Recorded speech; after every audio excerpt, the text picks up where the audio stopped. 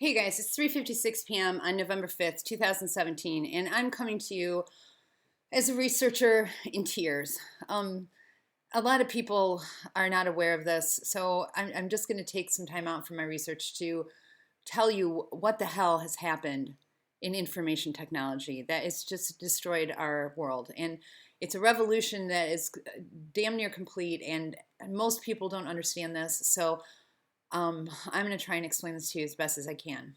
You know, most of us use the internet for the things that are very practical, like checking our bank balances or looking up, medication interactions on, Wikipedia definitions and history, simple things. We just use it for our convenience. But the internet is a vast resource of information. And the problem is that as we've just been staying in, let's just say, the common square of our typical usage, like how we access our bank statements and Facebook and stuff like that, we haven't noticed the restrictions that have been placed as a barrier to information all around us. Compare it to like how people used to convene in the town square, okay? And you would maybe have a couple of brave explorers that would go out into the forest and explore the forest and consider the forest like an analogy for knowledge. Well, I'm one of the people who's been exploring the forest for the last 20 years, and I'm coming back to you guys as the town crier to say, you guys, there's a huge wall around the town square. And since most people aren't trying to get out of the town square, most people aren't noticing it, but let me tell you what that wall is. That wall is digital rights access. It is the bane of the existence to any mind that wants access to information. The wall is as complete as it can be. I mean, there are few cracks we can jump through with tools like PDF doc finders, and there are a few chiseled holes through which you can climb with certain online tools like Plus One, which will allow you access to published research, but in general, the wall is complete, and most people don't even realize that this has happened. And it's probably one of the greatest tragedies to humanity ever, because this is in the face of, for example, in Detroit, we have our main Detroit library is still there, but all the other peripheral libraries in the city have been closed.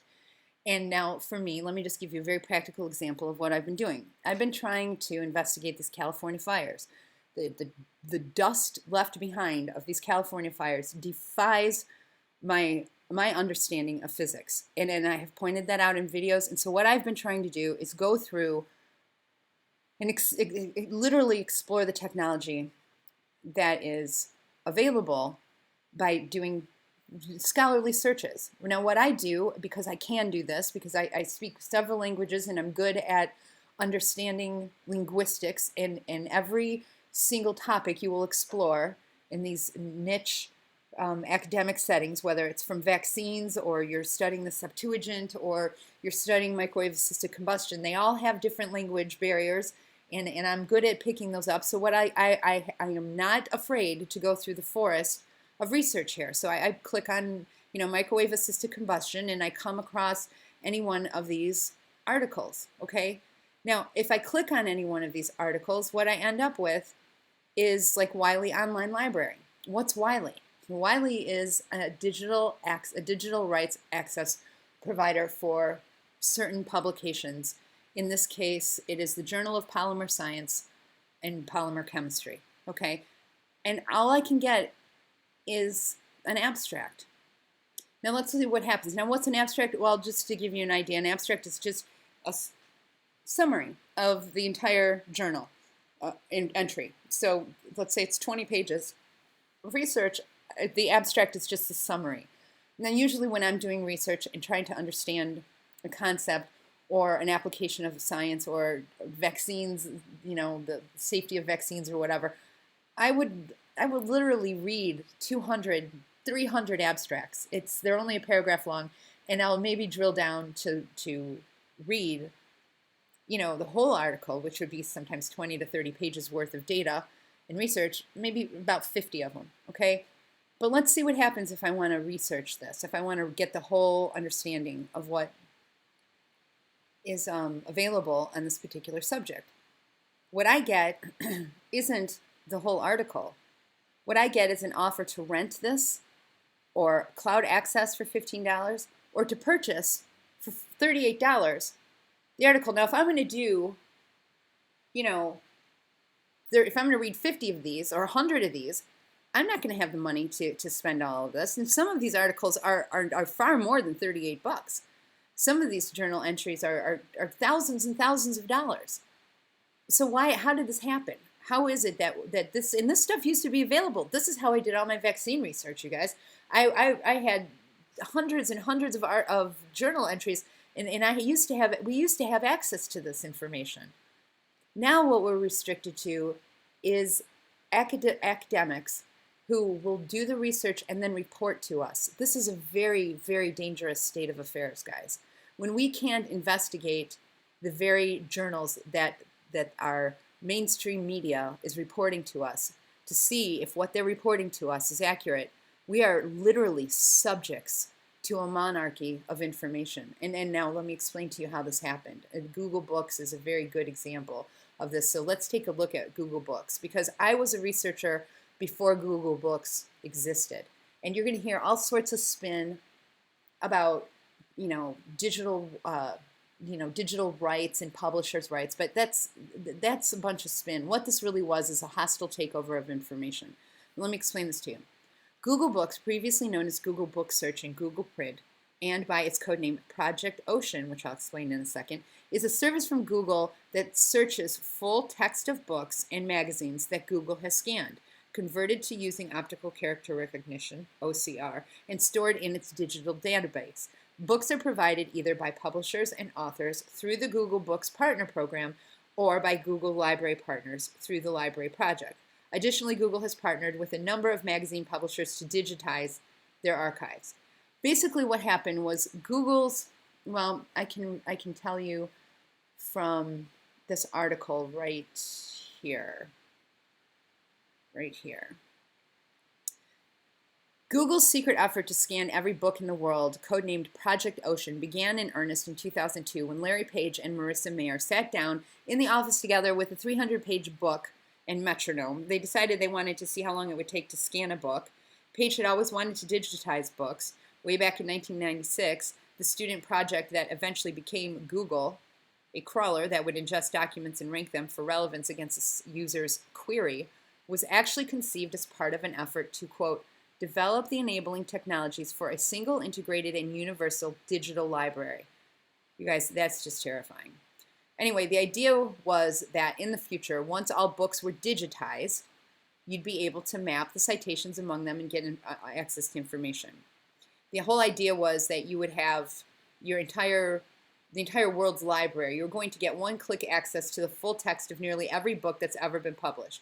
Books still in print you'd have to pay for, but everything else, a collection slated to grow larger than any holdings at the Library of Congress, Harvard, University of Michigan, at any of the great national libraries in Europe, would have been available for free at terminals that were going to be placed in every local library that wanted one. And for a period of time, we actually had access to most everything that was uploaded. So what Google did was it solicited libraries and offered the hardware to scan books, digital copies of entire volumes. So he offered the library at University of Michigan a deal. You let us borrow all your books, he said, and we'll scan them for you. You'll end up with a digital copy of every volume in your collection, and Google will end up with access to one of the greatest untapped troves of data left in the world. So what ended up happening was that libraries all over the world, from Harvard to libraries everywhere, and literally everywhere, from even monasteries in Spain, were falling for this. And Google would send out these teams with these OCR software scanners and literally would upload millions of books. I think there are 125 million books in the world, and Google's got like half of them, okay? Okay, now most of those books were out of copyright. Now, in order for me to put this into perspective, let me explain to you the original purpose of the copyright, okay? It was, let's see, I have to get to it. The first copyright statute in the United States was passed in 1970. It was called an Act for the Encouragement of Learning. Copyright terms were to last for 14 years, with the option to renew for another 14, but only if the author was still alive at the end of the first term. The idea was to strike a pragmatic bargain between authors and the reading public. Authors would get a limited monopoly on their work so they could make a living from it, but their work would retire quickly into the public domain. Okay, that was the original purpose of copyrights, just to allow the people who originally created the content to live off the content for a limited period of time, up to 28 years. Now, that was the original plan of copyrights, and things have gotten out of hand since then. So, all sorts of money-grubbing pigs have stepped into the equation to facilitate Google's complete monopoly over information. And here's how it happened. I'm going to go over this little thing here. It's another simple summary here. Books have carried the world's knowledge for millennia. Famed sci-fi author H.G. Wells once hypothesized a new free synthetic authoritative permanent world encyclopedia that could help world citizens make the best use of information, universal information. He wrote a book about the idea called The World Brain. Something like this would, at least in part, require gathering as many old-fashioned books as possible to squeeze out all the information contained within them. But there are lots of books out there. Such an undertaking will require lots of time and money. Enter Google, a company with the resources and commitment to info organization to make such a thing come to light. At a cost estimated between $30 and $100 per book, the company began digitizing books by coordinating with libraries around the world to borrow as many books as possible, copyrighted and uncopyrighted alike. In Google's vision, the world's libraries could then essentially be accessed from a single central point online. Robert Darnton of the Harvard University Library was happy to let the company digitize the library's public domain books. Other libraries offered up copyrighted books as well. Now let me put this in perspective, you guys. When this was marketed to the libraries of the world, the librarians and the chief directors of these libraries were thrilled. They were not armed with constitutional lawyers to say, you don't want to give all of this information to a private corporation that could then claim ownership of the digital rights over these newly created digital copies of these books. But that's exactly what happened. And there were no attorneys protecting these libraries from falling into this trap. And the entire world uploaded these books, all sorts of books, you name it. It doesn't matter. From Haley's Handbook of the Library to My Antonia. It doesn't matter. All these books were uploaded, and the vast majority, you guys, I'm serious, the vast majority of the books were not under copyright. They uploaded and scanned books from the 16th century, okay? They uploaded some of the very first books ever in print, and all the way up to the 21st century. I mean, when I say the vast majority of these books were not under copyright, I mean they were 99.999% of them were all under public domain, okay? The benefit to doing something like this was that paper books that are out of print are hard to get.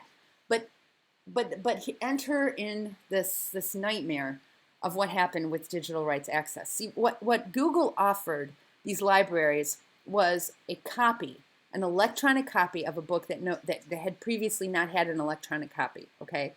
But in this one-page document, Google claimed ownership. In this document, they claimed ownership of the digital copy. So what nobody saw coming was that as soon as they owned the digital copy, it created this new institution, this new completely never existing institution of the digital rights publisher.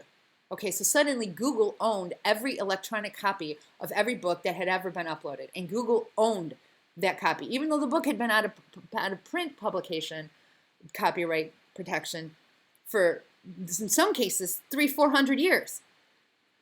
Suddenly, Google took ownership of the electronic copy, and that's where things started getting weird. Google even scanned old text from a monastery in Spain. It seemed to us that this was a way of spreading our culture. Similar efforts have been made in the past. Michael Hart's Project Gutenberg is the world's oldest digital library, archiving public domain writings since 1971. Brewster Kahl of the Internet Archive not only aims to catalog all books, but all web content as well. IBM's Watson supercomputer famously beat its human opponents in an exposition match in Jeopardy due to its ability to process natural language and access huge stores of data taken from the internet and libraries alike. This is a still frame from the only known video footage, 6 seconds long, of an actual Google book scanning setup. See how they would bring these machines in, and people from libraries, people all over the world volunteered for this. Everybody saw this as a good thing. Famed futurist and current Google employee Ray Kurzweil is acknowledged as the inventor of OCR, or optical character recognition, which is the technology that enables a computer to convert a scanned document into digital text. Advanced book scanning setups use professional cameras and lighting to capture incredibly high-quality images before running them through OCR software and uploading them to the internet.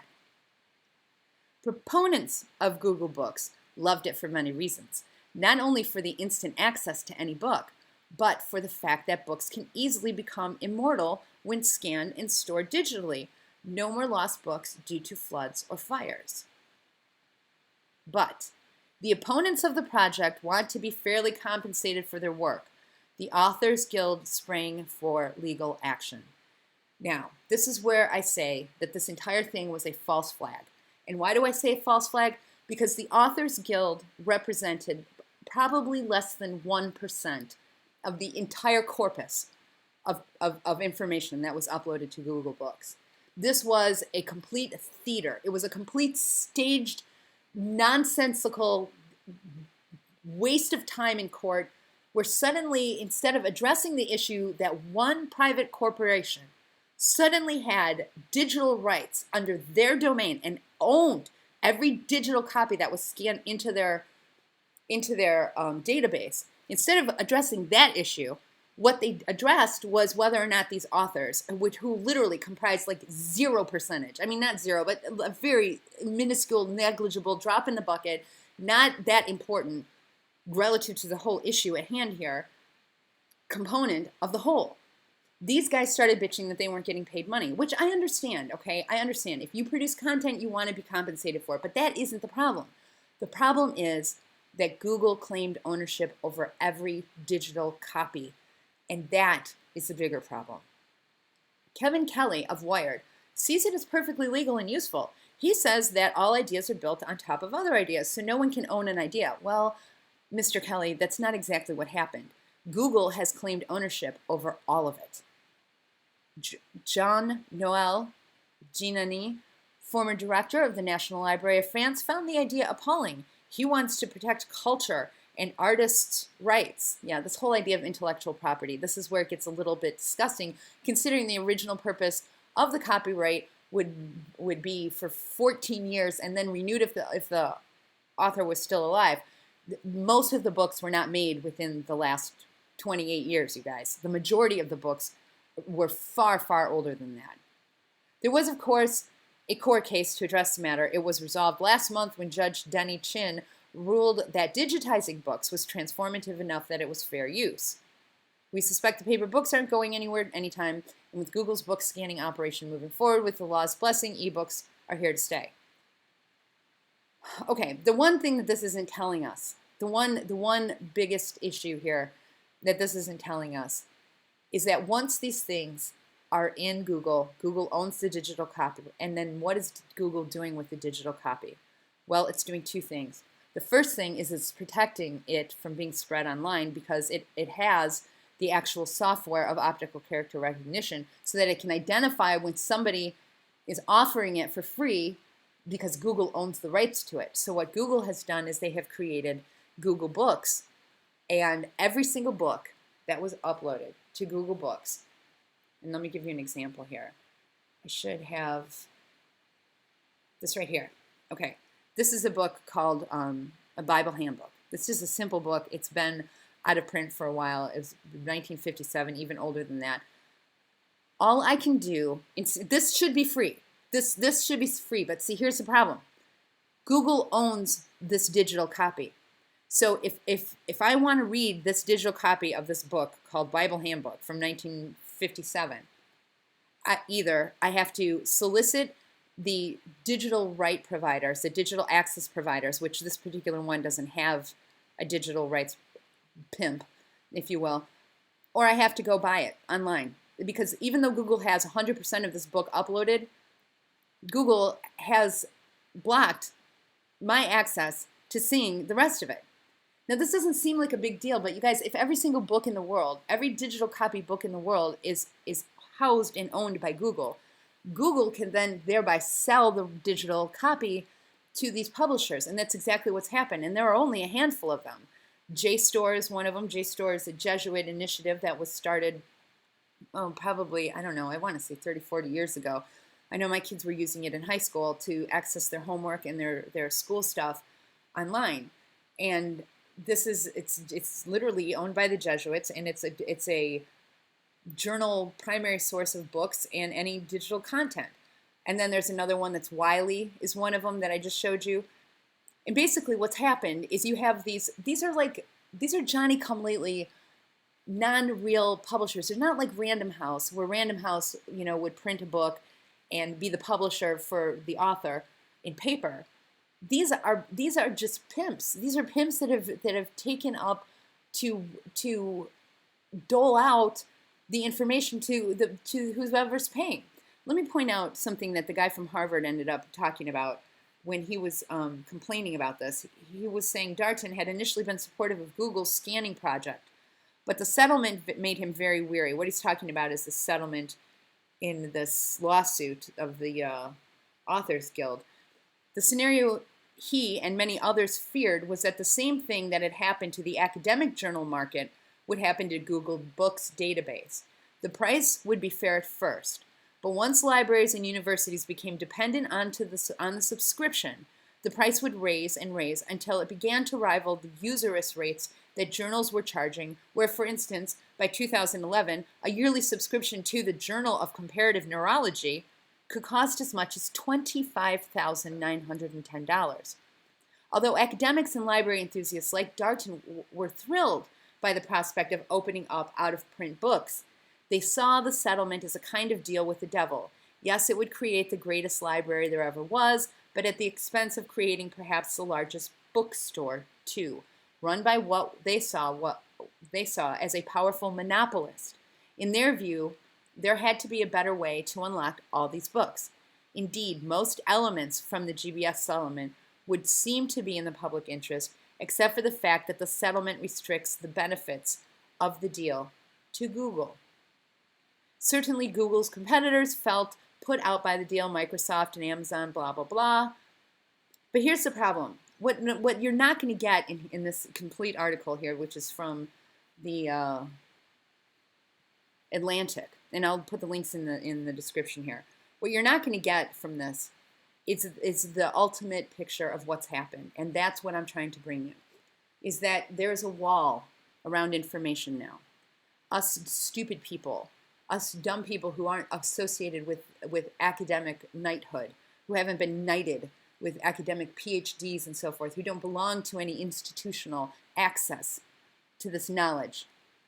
Those of us who dwell in the town square, who dwell in the general domain of information access, no longer have access, and there is no door for us to go through, to climb over that wall, to get into the forest, to do our research on any of the stuff that is necessary for us to draw our conclusions and be leaders in our little world. I'm trying to sit here and conduct research to read these articles on microwave-assisted combustion. You guys, we just saw some crazy-ass fires in California. That stuff was reduced to absolute dust. They don't make any sense. I have some suspicions on how this was done, but I can't come out and argue. I can't argue, and I can't investigate, and I can't do the stuff I need to do because I don't have $40 an article to read 200 of these. You guys, this is a problem. This is how tyrants operate. They take away our access to basic information. Now, why is that? Why is that? This article was produced in 2007. I'm not going to go out and compete with these researchers. It's the same thing with vaccines. If you guys want, you can go to doctors, these different doctors who do these, anti-vaccine campaigns. But if you actually want to read the articles and you want to read the published research that they're referencing, you don't have access to that. You can't read the whole article. So now Dr. Mercola is a good guy, but we won't be able to know if Dr. Mercola is a good guy unless we actually see that he's citing the research in context. And these things are super important. Parents need to be able to investigate whether or not they should give their kids vaccines instead of just relying on the Good Morning America science guy that they bring in, or Bill Nye the Science Guy, or Dr. Mercola even, who, although I trust his research, I want to be able to validate it myself. You see, the problem is, guys, is that as we've gotten stupider and all we do all day long is access our bank balances and put pictures of ourselves on Facebook, the walls of tyranny have been built around us, and we've been encaged. And I'm trying to tell you that this is as bad as it's ever been. I've found a few ways to bypass this, but it's not consistent. It's not with any consistency that I can sit back and celebrate and say, I can still learn the things I need to learn to draw reasonable and sound conclusions based on the information that's available to us. No, I'm not making an article, I'm not making a video right now telling you about microwave assisted combustion, because I'm telling you that there's such a wall around the academic information by which I need to make my conclusions that I'm telling you I can't. And this is terrifying. This is terrifying. And if you guys, I don't know what else to say. I just need to tell you guys that censorship is one thing.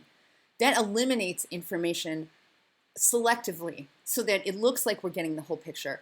But I'm telling you guys, this goes way beyond censorship.